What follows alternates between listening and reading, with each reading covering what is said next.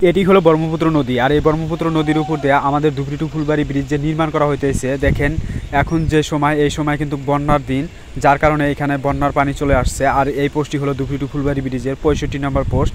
আর এই সামনের পোস্টটি যে দেখতে পাচ্ছেন এটি হলো 66 নম্বর পোস্ট। তার পিছনে আরেকটি যে পোস্ট আছে 67 নম্বর পোস্ট। এভাবে করে মেনলি গিয়েছে একদম যে ব্রহ্মপুত্র মেন নদী যে ছিল, কয়েকদিন আগে আপনাদেরকে ভিডিওর মাঝে দেখানো হয়েছে। তো সেইখানকার পোস্টগুলো ছিল 83 নম্বর, 84 নম্বর, 85 নম্বর পোস্ট। তো সেই পোস্টগুলো কিন্তু মেনলি ব্রহ্মপুত্র নদীর মাঝখানে আসিল। আর এখন যে দেখেন আমি যেইখান থেকে ভিডিও করে দেখাইতেছি, এটি হলো দেখেন যেখান থেকে আমি ভিডিও করতেছি বা এখানে শুকনো আছে, তো এটি হলো 65 নম্বর পোস্টের পাশে থেকে আমি ভিডিও করে দেখাইতেছি। এবং দেখেন এই যে পুরোপুরি যে ব্রিজের যে পোস্টগুলোর যে লাইনগুলো, তো প্রতিটি পোস্টেতেই কিন্তু দেখেন পোস্টের আশেপাশ দিয়ে পানি দিয়ে কিন্তু ভরপুর হয়ে গেছে। দেখেন আপনাদেরকে এদিকে মানে আমার পিছনের যে দৃশ্যগুলো বা পিছনের যে আছে ব্রিজের তৈরি করতেছে যে বানাইতেছে যে, তো সেগুলো দৃশ্য দেখাবো। এদিক দিয়ে কিন্তু পানি নাই, বা এখান দিয়ে আরও 2-4 দিনের ভিতরে কিন্তু এইখান দিয়েও পানি চলে আসবে।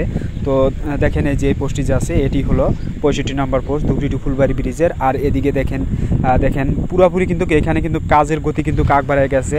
মানে ওইদিকে কার যত মাল পানি আছে, বস্তু পানি আসছিল, রড অথবা আসছিল লোহার পাত্তি, তো সেগুলো কিন্তু সবগুলাই কিন্তু সরাইয়া এই টানে উঠাইছে, মানে এই 65 নম্বর পোস্টের এদিকেও আনছে।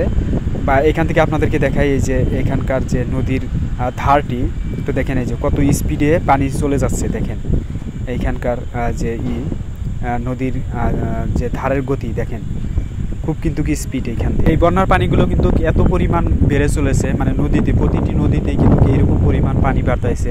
দেখেন গত 3-4 দিন আগেও এখান দিয়ে শুকনো ছিল, এইখান দিয়ে দেখেন এই যে ব্রিজের যে কাজগুলো, তো সেগুলো কিন্তু করতে পারছে 3-4 দিন আগে। তো এখান দিয়ে গাড়ি চলাচল করছে, মাল ট্রান্সফার করছে এপার থেকে ওপার।